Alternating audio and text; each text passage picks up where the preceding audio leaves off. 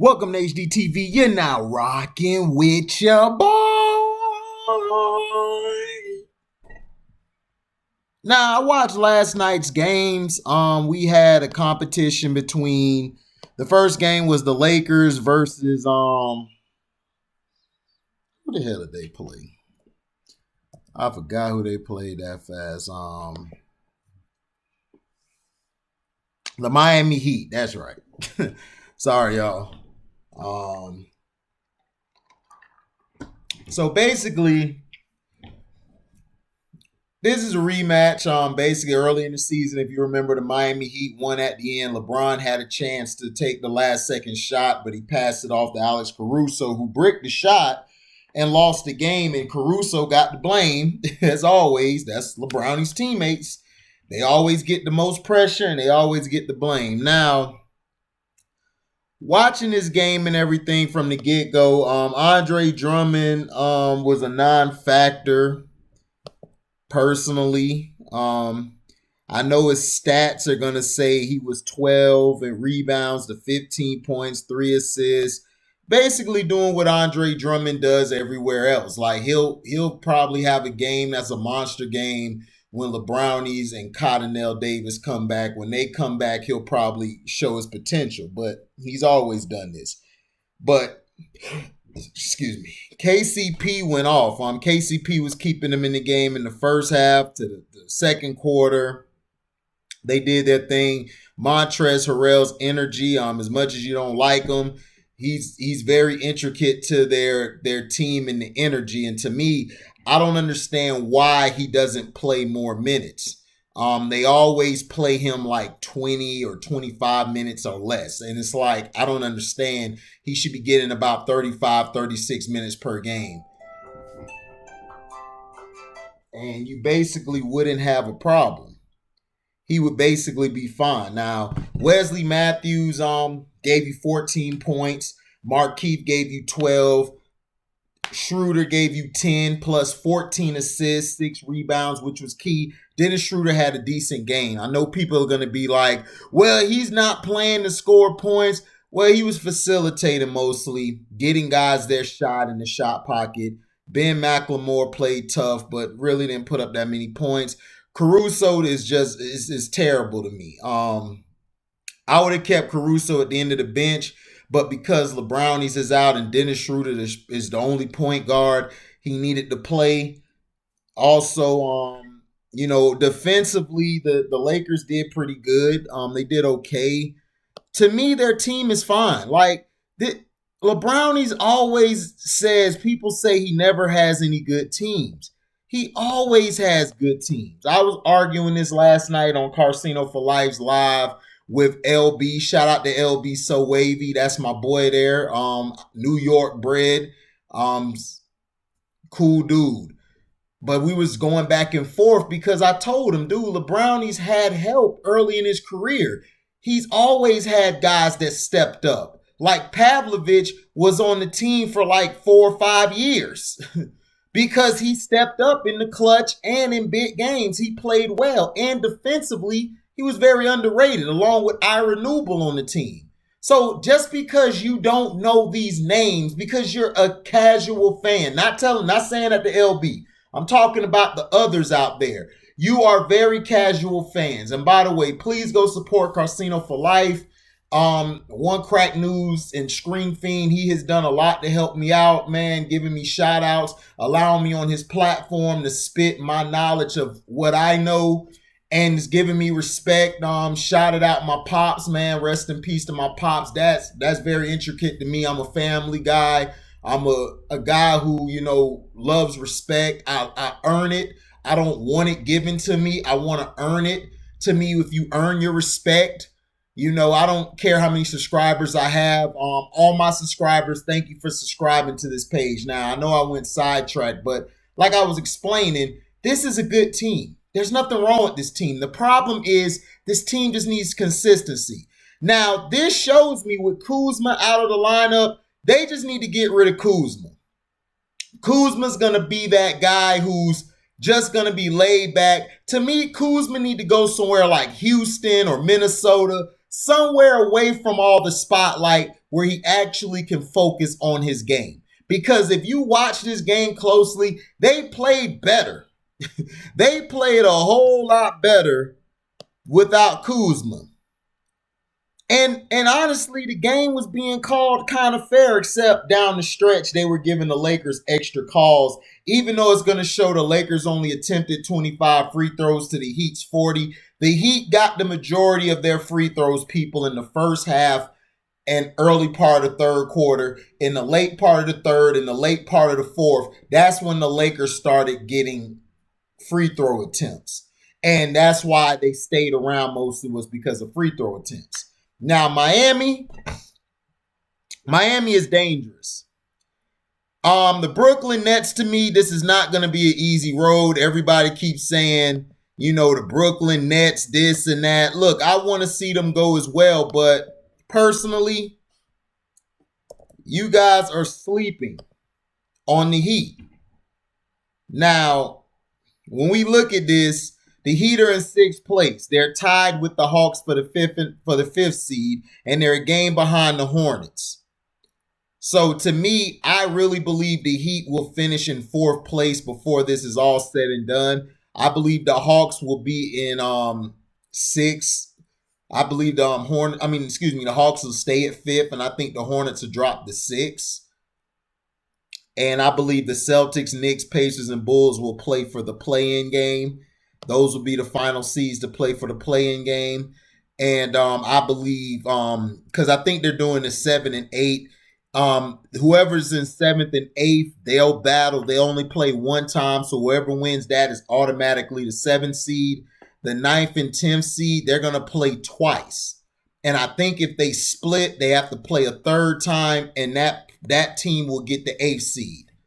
Okay, so the Heat, Victor Oladipo got hurt. I got to check and see if he's all right. But he got hurt. And I don't know.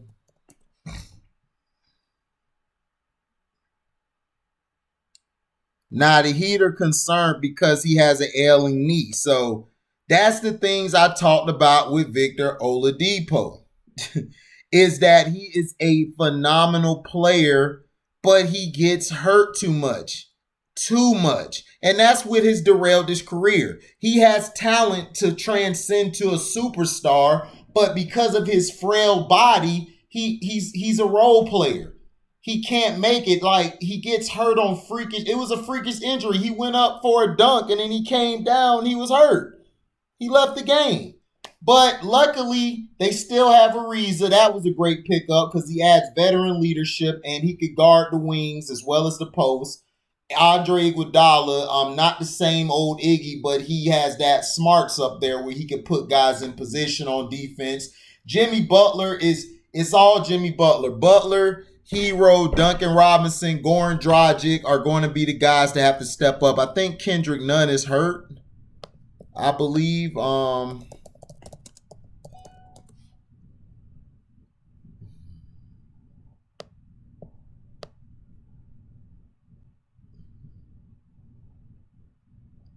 Yeah, he's out of the rotation right now. I guess he's out of the rotation, but like I said, Bam Adebayo, he's that guy. Bam Adebayo and Jimmy Butler are your two stars. With Victor Oladipo hurt with that knee, I hope it's not too serious, but if it is, that's going to spell trouble. It's going to spell trouble for this team because that is a serious injury, especially for him. Now, in the Heat game, Butler dropped 28, 7 and 5, which 7 rebounds, 5 assists. Bam Adebayo dropped 13, 4 and 7, and he had some blocks. Duncan hit 11 points. Victor had 18 before he left. Tyler had 15. Goran had 10. So now Achua came in. He had 7. Achua was getting a lot of foul trouble. I thought those were a lot of suspect calls, but it is what it is. You're not going to get that respect on the whistle. So to me, Bellisa, whatever you call him, he'll be a good rotation guy, but It's going to be tough. But to me, this Heat team could really be dangerous. It is going to be hard to beat this team 4 times, especially if guys are on shooting, and defensively, they're a tough defensive team. Very tough. And then they also were hitting their threes. Now, if the Heat are at least 40% or above shooting their threes for a game, they could win the game. Free throws, they were 80%. They attempted 40 times. On total rebounds, they lost that to the Lakers 40-38. They lost the offensive boards 10-9 by the Lakers.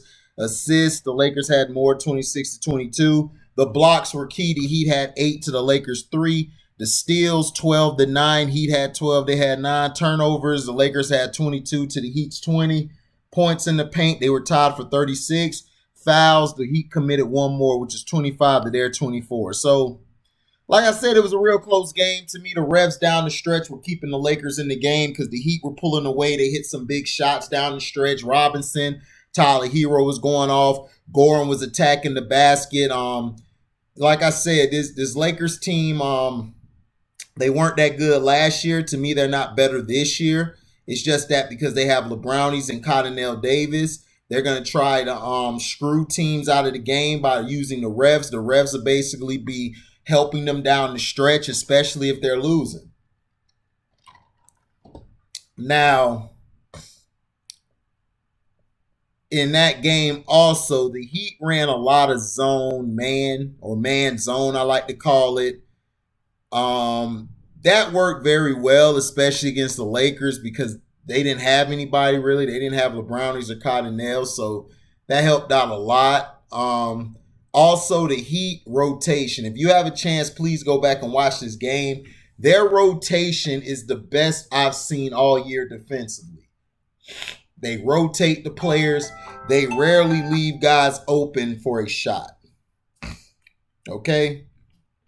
Now, to me, that game, I would give it a B minus. It was action packed till the end. I give it a B minus because the refs really intervened a lot when they shouldn't have, but they did. And it, to me, was helping Lakers more than the Heat. Please don't be confused by the Heat attempted 40 free throws and the Lakers did 25. The Heat got most of their calls in the first half. Second half, they were getting a little bit of calls. The Lakers got all their calls in the second half more than the Heat. They had to keep the Lakers in the game. They tried to screw the Heat because they need the Lakers to be in contention. Because right now, let me see. The Lakers are in 5th place, and they're 1 game ahead of the Blazers, who are at 6, and they're 2 games ahead of the nearest team, the Mavericks, which are for the play-in game. So you do not want them to get into the play-in game because that would be too dicey.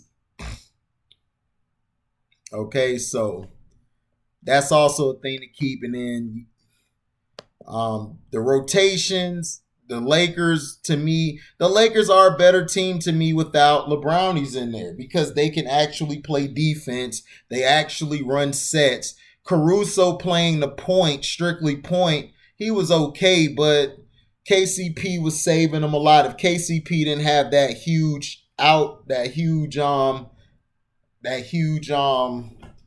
scoring impact, then they would have been hurt. They would have been done. Seriously, they would have been in trouble. So he played his heart out. But Caruso's just not a good player, man. He's just not. McLemore looked okay, but I don't know what he's gonna add. He to me, he remind me of KCP. Like he'll have a hot game 1 minute and then next 3-4 games he's cold. Now, granted, he was good to pick up to take the minutes away from Caruso and others, but I just don't see him really getting playing time in the playoffs. Matter of fact, I don't believe a lot of these guys aren't going to get burnt or tick, I like to call it, in the playoffs. Because Wesley Matthews, they damn sure not going to do it because he mad at LeBron. Let's see. Markieff Morris will probably come off the bench.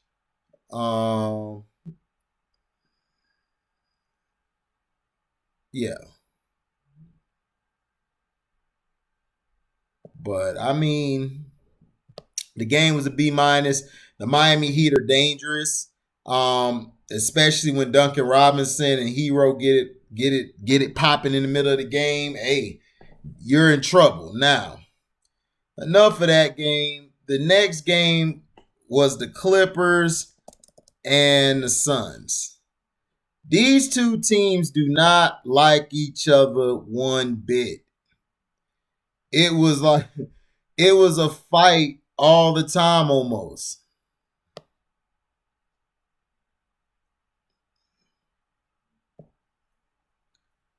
It was almost a fight again because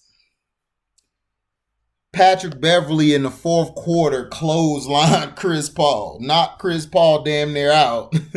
He got thrown out the game, and Booker and George had words. Kawhi was getting upset because they were calling fouls a lot. So to me, the free throw discrepancy, it shows. The Suns had 30 attempts compared to the Clippers 12 because the Suns played the night before last, so they were tired. But if it wasn't for the refs, the Suns would have lost this game by double digits. It would have been over. The Clippers were destroying them. The only reason that they were staying in the game was because they were allowing the Suns to get away with a lot of push-offs, a lot of pulling, grabbing, a lot of cheap shots. Aiden was allowed to pull Zubac away and get to the rim and make his layups. But this is the problem I have with the Clippers. They have a tough time boxing out. I don't know what it is. They have a tough time boxing out. It's like they don't know how to box out. So if I was the coach, I would teach them how to box out for a practice, at least almost 4 hours talking about it. People are like, oh, that's too long. No, it ain't. You getting paid, right, to play ball. Go work on your game. Go work on boxing out. Go work on the extra part of the game. That's what makes you a better player. Devin Booker, I don't like Devin Booker. I just think he's a big crybaby. He's overprivileged. And to me, he's cocky and arrogant for no reason. Yeah, he's a good player, but you guys trying to say he's great. To me, Chris Paul has more impact than him on the court. That's just me personally. So the total rebounds, it was about the same, except the Clippers were up 1. Well, because of the offensive rebound, it was 9-9, but total rebounds 36-35. Probably one more defensive rebound over the other team. Steals, they're about the same, 6 and 5. This was a very good game. It was mainly defense. Free throws, like I said, the Clippers hit 12 and they got the calls down the stretch. They were getting calls down the stretch in the fourth quarter. So I was like, wow, this is crazy. They're choking. And a lot of these coaches and a lot of these players choke in these games. You know, the Suns, like Booker walking around like he runs everything. Dude, you got to still play. When you get to the playoffs, it's going to be a different animal. You're not going to have time to adjust just sit there and adjust and wake up. No, you got to adjust to it as soon as you're up. You got to. You got to adjust to situational basketball, and a lot of times these guys don't know it. Monty Williams is putting them guys in perfect position. They missed their threes. From the three-point line, they were 25%. They attempted 24. They need to cut that down by 10 attempts. Because if it's not going for you, just move the hell on. Stop crying about that ref call. Stop crying about it. Just play.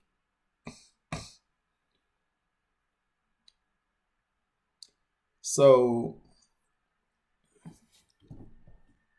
the Suns, Aiden was killing in the middle. He had 18. Bridges had 20. The Booker's 24. Chris Paul had 13, but made some big shots down the stretch.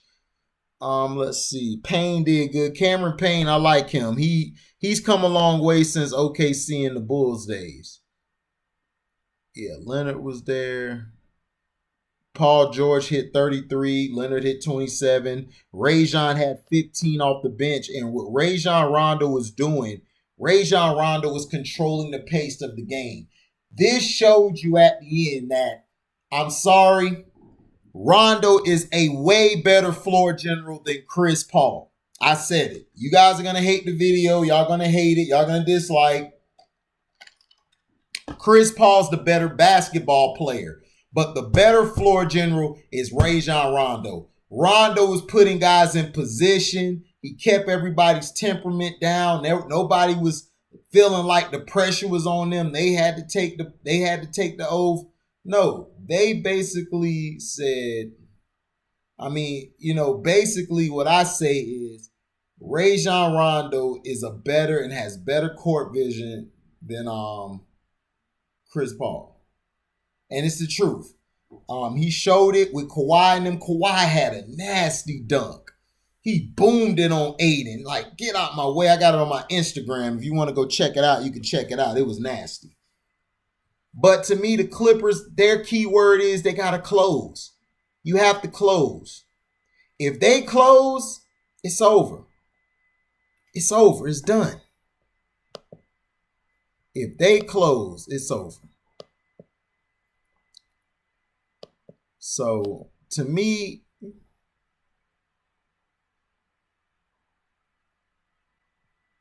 let's see.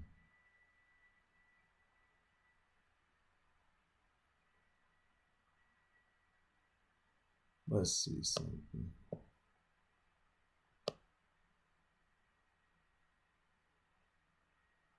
So, yeah. But that's how I looked at it, man. The game was good from start to finish. It was up and down. Guys were going at it with each other. Paul George caught fire near the end and basically shot the Suns out the gym. Kawhi helped them close. And Rondo was running it. He had to play the starting point. Pat Bev was under minutes restrictions, and then he got kicked out the game because he bumped into Chris Paul, or he threw his elbow out and Paul fell down, and Paul sold it like he always does. But to me, these are going to be some good teams when the playoffs start. I'm not sure about the Lakers. I just know Giannis just not Giannis, but Jimmy Butler, man, is amazing. The things he did, him. He did his thing on that track. I mean, not track, but he did his thing on the court, man. Rondo's going to be fine. So to me, I have it.